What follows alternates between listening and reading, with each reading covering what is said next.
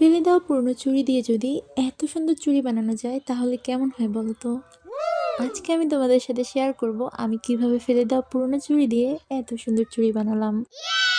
ফার্স্টে আমি কিছু পুরনো চুড়ি নিয়েছি। এখন আমি এক টুকরো সাদা কাপড় সাইজ করে কেটে নিয়েছি। ভিডিওতে দেখা প্রসেস অনুযায়ী আমি এখন কাপড়টিকে চুড়ির সাথে ভালো করে পেঁচিয়ে নিব। এই হ্যান্ডমেড চুড়ির সৌন্দর্য নির্ভর করে মূলত ফিনিশিংয়ের উপরে।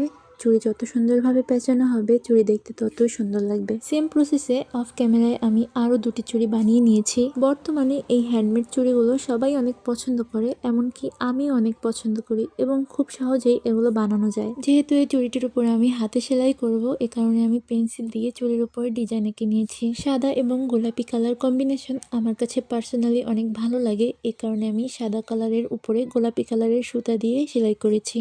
আমি এখানে ডাল এবং পাতা এঁকেছিলাম। আমি ডালের যে সেলাইটি দিয়েছি এটাকে বলে ডাল ফোর, তোমরা ভিডিওতে দেখলেই বুঝতে পারবা।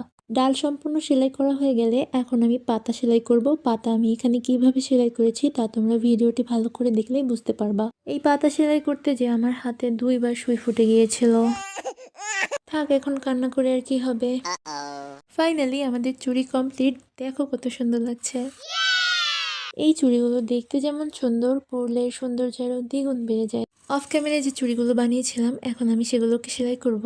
এই সেলাইটিকে বলে কাঁথা সেলাই। এই সেলাইটি করতে অনেক সহজ এবং দেখতে অনেক সুন্দর লাগে।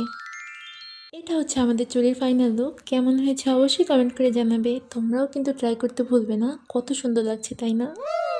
তোমরা যারা এখনো আমাকে ফলো করোনি তাড়াতাড়ি ফলো করো। আজকের মতো টাটা, দেখা হবে নতুন কোনো ভিডিওতে। Thanks for watching.